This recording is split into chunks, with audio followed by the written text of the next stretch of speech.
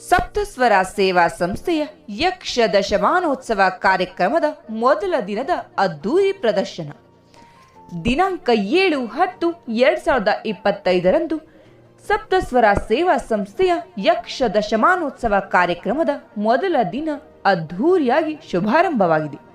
ಬೆಳಗ್ಗೆ 10:30ಕ್ಕೆ ಸೋಮೇಶ್ವರ ದೇವಸ್ಥಾನ ಯರಮುಖದಲ್ಲಿ ಸಂಸ್ಥೆಯ ಪದಾಧಿಕಾರಿಗಳಿಂದ ಶತರುದ್ರ ಹಾಗೂ ಬ್ರಾಹ್ಮಣ ಪೂಜಾ ಕಾರ್ಯಕ್ರಮ ವೇದಮೂರ್ತಿ ಶ್ರೀಯುತ ವಿನಾಯಕ್ ಭಟ್ ಹಾಗೂ ವೇದಮೂರ್ತಿ ಪ್ರಸನ್ನ ಭಟ್ ರವರ ನೇತೃತ್ವದಲ್ಲಿ ವಿದ್ಯುಕ್ತವಾಗಿ ನಡೆದಿದೆ.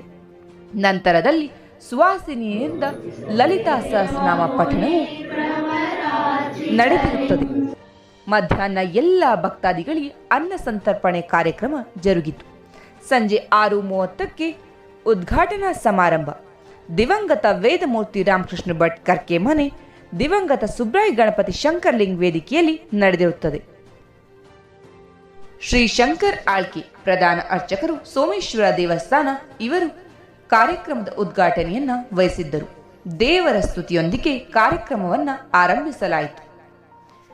ದೇಶಭಕ್ತಿ ಗೀತೆಯ ನೃತ್ಯದ ಮೂಲಕ ಕಾರ್ಯಕ್ರಮಕ್ಕೆ ಬಂದಂತ ಎಲ್ಲ ಅತಿಥಿಗಳನ್ನ ಸ್ವಾಗತಿಸಲಾಯಿತು. ನಿರೂಪಕರಾದ ಶ್ರೀಮತಿ ಸೀತಾ ದಾನಗೇರಿರವರು ಸಭೆಯಲ್ಲಿರುವ ಎಲ್ಲ ಗಣ್ಯರನ್ನ ಸ್ವಾಗತಿಸಿದರು. ಸಭಾಧ್ಯಕ್ಷತೆಯನ್ನ ಶ್ರೀಮತಿ ಸುಮಂಗಲಾ ದೇಸಾಯಿರವರು ವಹಿಸಿಕೊಂಡಿದ್ದರು. ಸಪ್ತಸ್ವರ ಸೇವಾ ಸಂಸ್ಥೆಯ ಯಶಸ್ಸಿನ ಹಾದಿಯನ್ನ ಶ್ರೀಮತಿ ಸಂಧ್ಯಾ ದೇಸಾಯಿ ಪ್ರಾಸ್ತಾವಿಕ ನುಡಿಯಲ್ಲಿ ತಿಳಿಸಿದರು. ಮುಖ್ಯ ಅತಿಥಿಗಳಾಗಿ ಶ್ರೀ ಶ್ರೀಧರ್ ಭಾಗವತ್, ಶ್ರೀ ಡಿ.ಟಿ. ಹೆಗಡೆ, ಪ್ರೊಫೆಸರ್ ಗಣಪತಿ ಸುಬ್ರಾಯ ಶಂಕರ್ಲಿಂಗ್ ಆಗಮಿಸಿದ್ದರು. ಕಾರ್ಯಕ್ರಮದ ಉದ್ಘಾಟಕರಾಗಿ ಆಗಮಿಸಿದ ಶ್ರೀ ಸುಬ್ರಾಯ ವಾಳ್ಕೆ ಹಾಗೂ ವೇದಿಕೆ ಮೇಲಿರುವ ಗಣ್ಯರು ದೀಪ ಪ್ರಜ್ವಲನೆ ಹಾಗೂ ಗಿಡಕ್ಕೆ ನೀರುಣಿಸುವ ಕಾರ್ಯಕ್ರಮವನ್ನು ಯಶಸ್ವಿಯಾಗಿ ನಡೆಸಿಕೊಟ್ಟರು. ಶ್ರೀ ಸುಬ್ರಾಯ ವಾಳ್ಕೆ ಬಿಜೆಪಿ ಜಿಲ್ಲಾ ಉಪಾಧ್ಯಕ್ಷರು ಹಾಗೂ ಸಮಾಜ ಸೇವಕರು ಇವರು ಯಕ್ಷಗಾನ ಕಲೆಯ ಕುರಿತು ಮೆಚ್ಚುಗೆಯ ಮಾತುಗಳನ್ನು ಆಡಿದರು. ಮುದ್ರಾಕಲೆ ಅತ್ಯಂತ ಪ್ರಾಚೀನ, ಇದಕ್ಕೆ ನನಗೆ ಗೊತ್ತಿರುವ ನಂಬಿಕೆಗೆ ಬಹಳ ಗೊತ್ತಿರಬೇಕು. 2500 ವರ್ಷಕ್ಕೂ ಹೆಚ್ಚಿನ ಹಿನ್ನೆಲೆ ಇರುವಂತಹ ಮುದ್ರಾ ಭಾಷೆಯ ಕಲೆ. ರಾಜ, ಸುಂದರ, ಗಂಡಸು ಈ ರೀತಿ ಮುದ್ರಾಕಲೆಯಲ್ಲಿ ಬರುವಂತ ಒಂದು ಕಲೆ ಇದೆ. ಅಂದ್ರೆ ಅತ್ಯಂತ ಇಲ್ಲೇ ಒಂದು ಕಡೆಯಿಂದ ಇನ್ನೊಂದು ಕಡೆಗೆ ಬಹಳ ದೂರದಲ್ಲಿ ಒಬ್ಬರು ನಿಂತ್ಕೊಂಡು ಕೂಡ ಈ ಕಲೆ ಮುಖಾಂತರ ಸಂಭಾಷಣೆಯಾಗಿ ಆವಾಗಿನ ಈ ಟೆಲಿಗ್ರಾಮ್ಗಳು ಪಾಸ್ ಆಗ್ತಿದ್ವು ಅನ್ನೋದು ಆ ರೀತಿಯ ಒಂದು ಕಲೆ. ಹೆಣ್ಮಕ್ಳು ಅತ್ಯಂತ 10 ವರ್ಷದಿಂದ ನಾನು ಹೋಗಿ ಮಾತಾಡೋದು ಹೇಳ್ತಿದ್ದೆ. 10 ವರ್ಷದಿಂದ ಈ ಯಕ್ಷಗಾನದಲ್ಲಿ ಮುಗಿದ ಹೋಯ್ತು ಅನ್ನೋ ತರ ಮಾತು ಆಗ್ತಿರ್ತದೆ. ಯಾಕಂದ್ರೆ ಯಕ್ಷಗಾನ ಬಹಳ ಕಡಿಮೆ ಆಗ್ಬಿಟ್ಟಿತ್ತು ಟಿವಿಗಳು. ನಂತರದಲ್ಲಿ ಶ್ರೀ ವೇದಮೂರ್ತಿ ಪ್ರಸನ್ನ ಆರ್ ಭಟ್, ಕುಮಾರ್ ಕಾರ್ತಿಕ್ ದೇಸಾಯಿ, ಜೇನು ಕೃಷಿಕ ಇವರಿಗೆ ಗೌರವಾರ್ಪಣೆಯನ್ನ ಮಾಡಲಾಯಿತು. ಸನ್ಮಾನಿತರ ವಾಚನವನ್ನು ಕುಮಾರಿ ಜಯಮಾಲಾ ಭಟ್ ರವರು ಮಾಡಿದರು.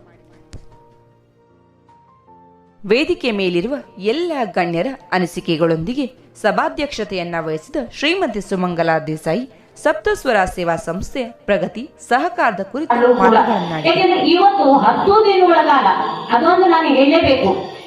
ನಾನು ಅಧ್ಯಕ್ಷತೆ ವಹಿಸ್ಕೊಳ್ತೇನೆ, ಬರ್ತೇನೆ, ಕಾರ್ಯಕ್ರಮ ಮಾಡ್ತೇನೆ, ಮೇಲೆಲ್ಲ ನಾನೇ ವೇದಿಕೆಯಲ್ಲಿ ಓಡಾಡೋದು. ಆದ್ರೆ ಬೆನ್ನೆಲುಬಾಗಿ ನಿಂತವರನ್ನ ನಾವು ಮರಿಲೇಬಾರದು. ಇವತ್ತು ಇಷ್ಟೊಂದು ಸಿದ್ಧತೆ ಮಾಡಿ 10 ದಿನಗಳ ಕಾಲ ಊಟದ ವ್ಯವಸ್ಥೆ ಮಾಡಿದವರು ಶ್ರೀಮತಿ ಗೌರಿ ಹಾಗೂ ಪರಮೇಶ್ವರ್ ಸಿದ್ದಿ ಅವರು. ನಿಜಕ್ಕೂ ನಾವು ಅವರನ್ನ ಮರೆಯುವಾಗೇ ಇಲ್ಲ. ಯಾಕೆಂದ್ರೆ ಅವರು 1 ವಾರಗಳ ಕಾಲದಿಂದ ಇಲ್ಲಿ ದುಡಿತಾ ಇದ್ದಾರೆ.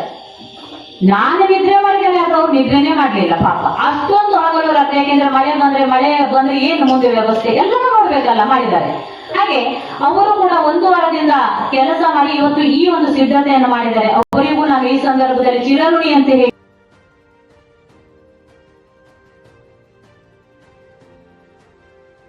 ಪರಿಸರ ಕಾಳಜಿಯೊಂದಿಗೆ ಗಿಡವನ್ನ ವಿತರಿಸುವ ಜೊತೆಗೆ ನೆನಪಿನ ಕಾಣಿಕೆಯನ್ನ ನೀಡಿ ಎಲ್ಲ ಗಣ್ಯರನ್ನ ವಂದಿಸಲಾಯಿತು.